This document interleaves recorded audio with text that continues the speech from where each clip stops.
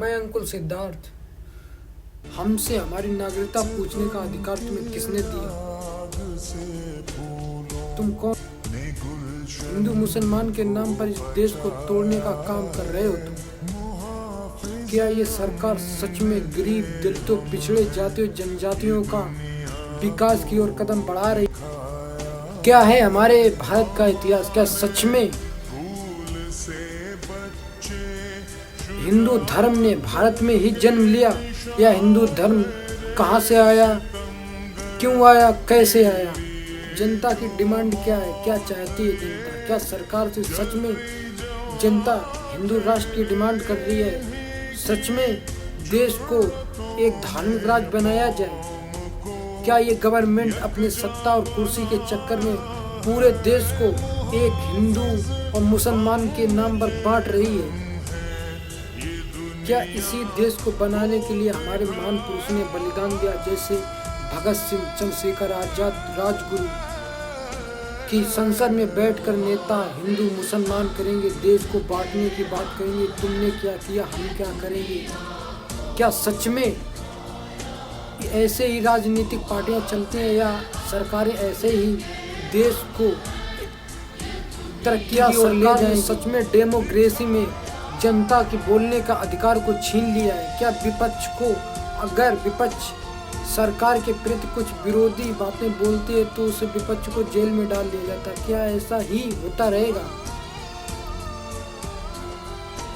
भारत में जन्मे मध्य प्रदेश के मऊ डिस्ट्रिक्ट में महान बालक का जन्म होता है, जो जन्म से उसके साथ अनैतिक व्यवहार की लिपे हुई झंझा, उन संघर्षों को पार करते हुए एक महान व्यक्तित्व डॉक्टर B.R. अम्बेडकर जब मनुस्मृति को जलाकर एक नए कानून का आविष्कार भारत में संविधान के तौर पे करते हैं, तो ये संविधान भारत के असेंबली में पारित किया जाता है, जिसमें हर व्यक्ति को, हर आम आदमी को अपने बात रखने का अधिकार होता है, हर व्यक्ति को अपनी बात कहने का अधिकार होता है, हर व्यक्ति अपनी स्वतंत्रता के मूल पर जी सकता है, वो अपना काम अपनी मर्जी से कर सकता है, हर व्यक्ति को स्वतंत्र रहने का अधिकार। 2025 तक की सरकार में जो भी काम हुए, अनैतिक हो या नैतिक हो, उससे नहीं लेना देना, बट लोगों के साथ अनैतिकता का व्यवहार होगा। विपक्ष अपनी बात को कह नहीं पाता, जिसके कारण सरकारें अपनी अनैतिक भूमिका निभाते हुए भी विपक्ष को जेल में डाल दिया जाता है। देश को एक धर्मनिरपेक्ष देश बनाया जाता है, जिसमें सरकारें धर्म के नाम पर देश को बांट रही है। हिंदू, मुस्लिम, सिख, ईसाई एक धर्म का देश बताकर उसे हिंदू राष्ट्र घोषित करने की बात करती है। ऐसा नहीं है। हालांकि संविधान में पारित हुआ था कि संविधान सेक्शन धारा 273 के तहत संविधान को बदला नहीं जा सकता। पार्टिता सुप्रीम कोर्ट और सरकार अगर मिल जाए तो संविधान को कुछ हद तक कुछ चीजें चेंज की जा सकती हैं। क्यों है ब्राह्मण? कहाँ से आया ब्राह्मण? मैं आपको बताता हूँ, यूरेशिया, मध्य एशिया से कुछ आर्य भारत में व्यापार करने के लिए आए थे, आज से 3000 वर्ष पूर्व। उन व्यापारियों ने जब भारत में आए तो भारत में सबसे पहले यहाँ पे हड़प्पा संस्कृति, बुद्धिस्ट, बुद्ध लोगों के स्तूप, यहाँ पे भारत में जैन और बुद्ध धर्मों का वर्चस्व समाप्त होने वाला था। उस टाइम बुद्ध धर्म का अंतन से ज़्यादा विस्तार हो रहा था। उस टाइम यूरेशिया से आए आर्य भारत में आए, जिन्होंने बुद्ध धर्म की कई कला आकृतियों को देखा, उनके बारे में पढ़ा, देखा, सुना, तो भाई आर्य भारत में रहने लगे, व्यापार करने लगे। धीरे धीरे उन्हीं देवी देवताओं को बुद्ध के साथ, जैसे विष्णु की पत्नी लक्ष्मी, महादेव की पत्नी पार्वती, ऐसे ही उन आर्यों ने अपने मनुस्मृति को लिखा तथा अपने वेद पुराणों उपनिषदों को लिखा और अपने ही खुद में अकेले पढ़ने लगे। धीरे धीरे उन्हीं किताबों को और विस्तार मिला, पढ़ने लगे। उन्हीं बुद्ध को भगवान शंकर का अवतार दे दिया, उनकी पत्नी को पार्वती का अवतार दे दिया। ऐसे ही हमारे देश में जाति जनजाति तथा आदिवासियों लोग जो भारत में रहते थे, उन्हें उनके पुरुषों के साथ उनकी पत्नी को जोड़कर इन्होंने अपने देवी देवताओं का आविष्कार किया, उनको उपनिषदों को लिखा। और भारत में सर्वप्रथम कोई नहीं पढ़ा, तो उन्हीं धीरे धीरे लगभग 50 से 100 वर्ष इन्होंने खुद ही पढ़ते रहे। इसी क्रम में धीरे धीरे इन्हें विस्तार होता, लोगों को यकीन होता रहा, धीरे धीरे ये बढ़ते रहे। और इन्हों ब्राह्मणों ने जो अपनी परंपरा बनाई थी उसमें थे 4 वर्णों की स्थापना की, जिसमें सबसे पहले था ब्राह्मण, दूसरे पे था क्षत्रिय, तीसरे पे था वैश्य और चौथे पर शूद्र। शूद्र क्या है मैं आपको समझाता हूँ। शूद्र का काम होता था जूता गाड़ना, वैश्य व्यापारियों ब्राह्मणों की सेवा करना तथा मृतिक पशुओं को उन्हें उनकी खाल मांस निकालना तथा अपने समाज के एक अछूत वर्ग के नाम से जाना जाता था। वैश्यों का क्या काम होता? वैश्यों का काम होता था व्यापार करना, आर्थिक स्थिति में लाभ पहुंचाना तथा जो उनकी बचत का आय धन हुआ तथा तो वो राजकोष में जमा करते थे। क्षत्रियों का क्या काम होता? क्षत्रियों का काम होता था राज्य की सेवा करना, लड़ाई झगड़ा करना, राज का संपत्ति। सबसे ऊपर था ब्राह्मण। ब्राह्मणों का काम होता था, इन तीनों को क्या काम बताया जाए, इनका काम करता पूजा करना और ये लोग बताते थे तुम्हें क्या करना चाहिए। इस प्रकार इन्होंने 4 बड़ों की स्थापना की। इन्होंने अपनी कानून की किताब बनाई जो थी, जिस कानून की किताब का था नाम मनुस्मृति, जिसे डॉक्टर BR अम्बेडकर ने जला दी थी।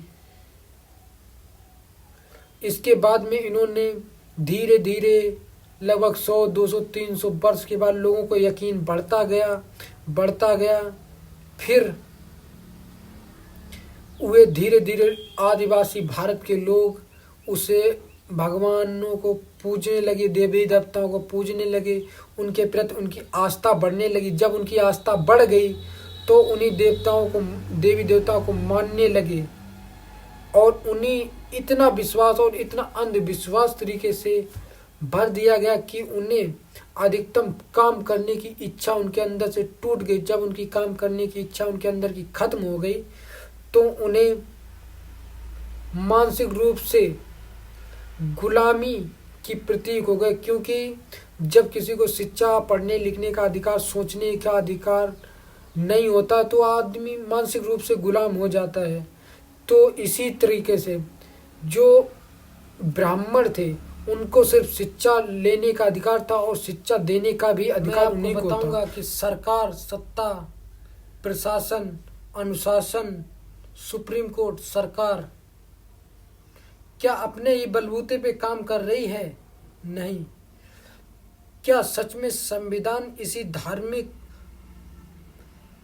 एक धर्म की विशेषता नापे और उसी धर्म की पक्ष को रखते हुए अपनी सरकार को चलाए? क्या संविधान में ऐसा है? नहीं। तो सरकारें ऐसा क्यों कर रही हैं? क्योंकि संविधान, सत्ता, तराजू, जब डॉक्टर BR अम्बेडकर ने कहा था संविधान को ना मानने वाले लोग जब तक संविधान और सरकारें चलाएंगे तब तक अथाहता संविधान गलत ही साबित होगा। एक धर्म की बात कर क्या देश आज़ादी में मुसलमानों का योगदान नहीं था? क्या देश आज़ादी में सिखों का योगदान नहीं था? क्या आज़ादी में हिंदुओं का योगदान नहीं था? क्या आज़ादी में ईसाइयों का योगदान नहीं था? आज़ादी में हर व्यक्ति का योगदान था। आज़ादी में हर व्यक्ति ने अपने प्राण गंवाए। आज़ादी में हर व्यक्ति ने अपने देश के लिए जान न्यौछावर की। आज़ादी में हर व्यक्ति ने फांसी पे झूले। देश आज़ाद के टाइम क्या भगत सिंह, राजगुरु, सुखदेव, गांधी, सुभाष चंद्र बोस इसीलिए देश के लिए अपने प्राण न्यौछावर किए थे कि देश आगे चलकर एक धार्मिक डेमोक्रेसी देश होगा। जहां पर किसी की बात नहीं सुनी जाएगी। कोई सरकार के खिलाफ बोलेगा तो वो जेल में चला जाएगा।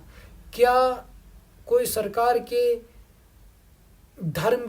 किसी धर्म के अनैतिक गुणों के लिए बोलेगा तो वो देश विरोधी है।